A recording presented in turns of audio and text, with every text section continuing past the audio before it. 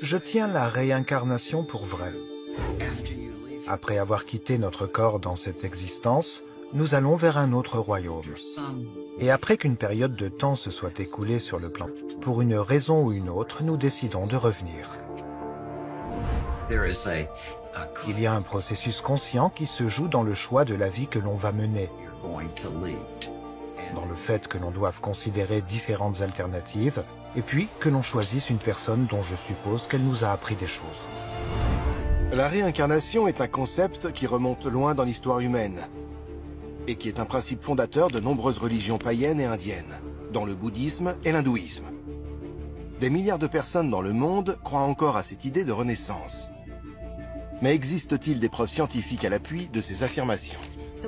Des chercheurs ont rassemblé des milliers d'études de cas qui confirment l'idée que ces expériences de vie passée ont une mémoire très vivante et qu'elles seraient même corrélées à une sorte de tache de naissance physique. Si la réincarnation existe, quel en serait le but? Pourquoi les âmes s'incarnent-elles à plusieurs reprises?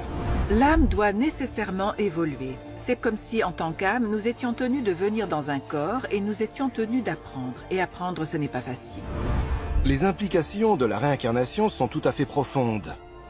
Et elles pourraient répondre à certaines des grandes questions que l'humanité se pose depuis la nuit des temps. Qui sommes-nous et pourquoi sommes-nous là?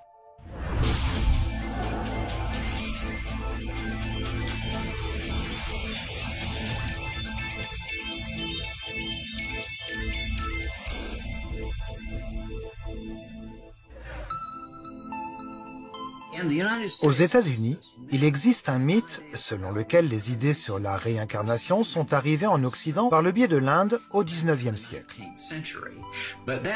Mais ce n'est tout simplement pas correct, car l'idée de réincarnation était présente dès les tout débuts de la civilisation occidentale. Les universitaires s'accordent à dire que le concept de réincarnation trouve son origine dans l'Antiquité. Par exemple, les Néandertaliens enterraient leurs morts avec leurs instruments et leur nourriture pour les vies futures. Et l'idée de renaissance s'est diffusée dans la civilisation occidentale et elle a été notoirement enseignée par l'homme à l'origine du terme philosophie, Pythagore. Pythagore, par exemple, celui qui a inventé le terme philosophie, était réincarnationniste. Il prétendait se souvenir de 8 de ses vies antérieures et avait une technique qui lui permettait aussi de faire vivre cette expérience à ses étudiants. Les régressions dans les vies antérieures peuvent faire l'objet de controverses chez les psychologues. Les preuves et les témoignages sont stupéfiants. Mais le débat porte sur la nature de ces régressions. Ian Stevenson était un psychologue très respecté, président du département de psychologie de l'Université de Virginie.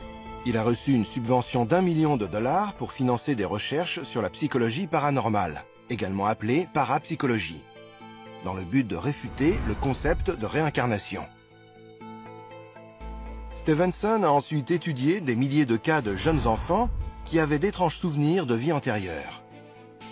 Alors que son intention initiale était de réfuter le phénomène, il en est finalement devenu l'un des plus ardents défenseurs et l'un des chercheurs les plus dévoués. Aujourd'hui, Jim Tucker continue de mener le travail entamé par Stevenson.